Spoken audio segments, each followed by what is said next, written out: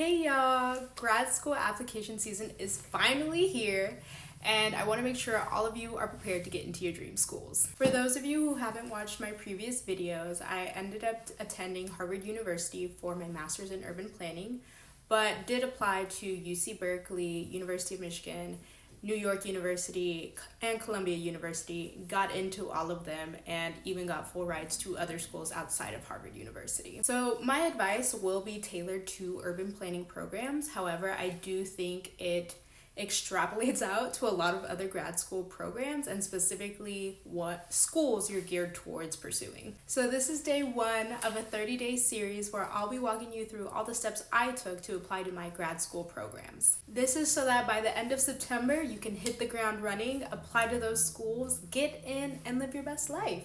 So let's get into it. So this might be the urban planner in me, but today we're specifically going to focus on planning to apply for your grad school applications. As some of you already know, applying to grad school is an entire journey. It takes a village, and there is a short window of time to really be successful and make sure that you have all your ducks in a row to get into the schools that you want. So I want to walk you through a timeline for how you should plan to apply to schools, how you should plan to reach out to folks, how you should plan to get those letters of recommendation, and make sure everything is prepared to submit your application on time. Or if you're looking at certain schools for scholarships, make sure you submit them early enough to be qualified. So what should you be doing in September? Most grad school programs have opened up their application portals today, so you can get a start at looking at the essay questions, the required materials to apply, and when the deadlines are for applying to your program. If you already have a narrowed list of schools you're planning to apply to, please go check out the application portals for those different schools, because each application portal is different and sometimes they're a little clunky to navigate. Every school has their own essays, prompts, and requirements that you need to make sure you're aware of before you apply, and it might impact the list of schools you apply to. And then 3, when are the deadlines? So some of these schools, as I mentioned earlier, have special scholarships that you could be considered for, and they have earlier application deadlines as opposed to the regular early January timeline that most grad school programs look at. And if you don't have a narrowed down list yet, I would encourage you to look at the concentrations, programming, and different specialties that each grad school program has, specific to urban planning, if you're interested in climate work, if you're interested in public service work, if you're interested in real estate, where those ecosystems are the strongest, transportation, where those different courses, the professors, etc., are the most well-renowned in their field. Make sure you look into that before you narrow down your list. An important next step is making sure you know who your recommenders are for this application cycle. You can't just out of the blue pop up and be like, hey, professor from 3 years ago, can you write my letter of rec? I want to apply to grad school now. This is the perfect time to reach out to old professors for those letters of rec, because the school season has just started and you can just be like, hey, I hope you're having a great start to the new school year. Really enjoyed taking my class XYZ with you in X year and learned so much, yada, yada, yada. You know, give them the good ego stroke. Honestly, I would even offer to hop on a call with them for 15-30 minutes just to catch up on life and see what they're doing and see if they have any great insight into the grad school programs you're looking to apply to. The third thing I would be doing is reaching out to people who are current students or previous students at the programs you're interested in applying to.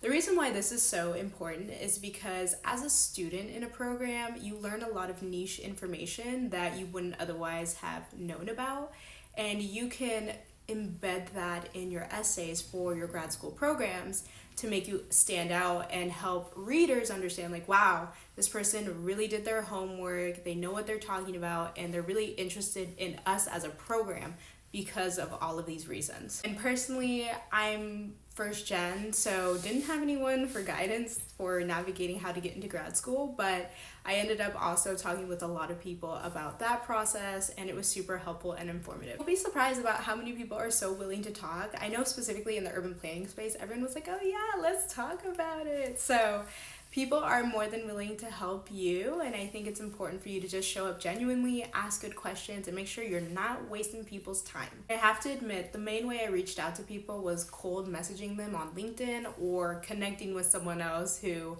had someone's LinkedIn, and then they connected me via email. The fourth thing you need to do in the month of September is start thinking about all those essays you have to write and what is your narrative going to be. Inspiration can truly come from anywhere, because I ended up writing my grad school essays on a thrift store I used to go to when I was a child because I couldn't afford new clothes every school year. And last but not least, the fifth thing I think you should start working on in September is brushing up your resume so that it's specifically tailored to the types of grad programs you're applying to.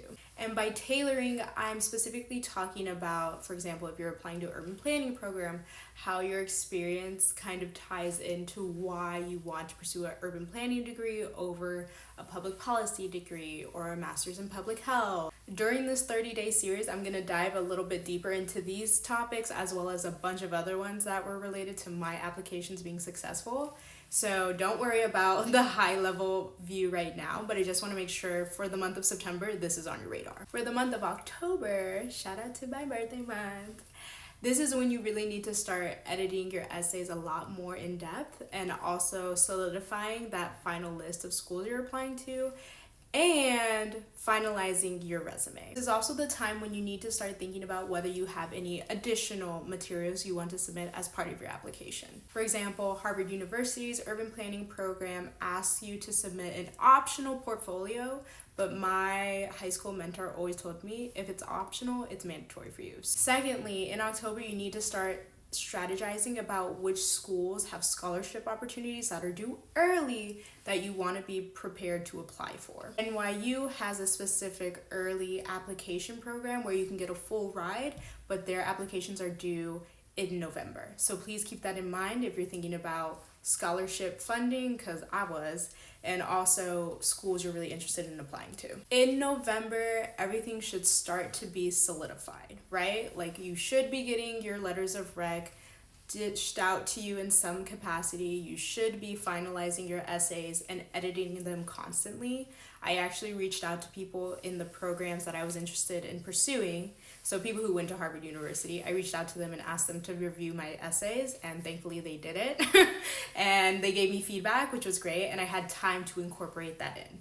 So having that critical feedback was, I think, very important for me and something for you to think about. Your resume, have someone else look at it, because you might think you're this big bright star, which you probably are, but someone might see something else and be able to point it out to you. And December is that month of just making sure all your packets are secured, finalizing that portfolio, finalizing those essays, finalizing any resume materials, getting your transcripts, getting all those little logistics together so that you can have a complete package to submit for your application due date. Keep in mind that most applications are due at the beginning of January, like first week. So by end of December, you should be done. This is the timeline I use to apply to my grad school programs, and I also know some people who applied the same day. So it really just depends on the type of person you are. Either way, this 30-day series is supposed to help prepare you to make sure you're successful in your application process.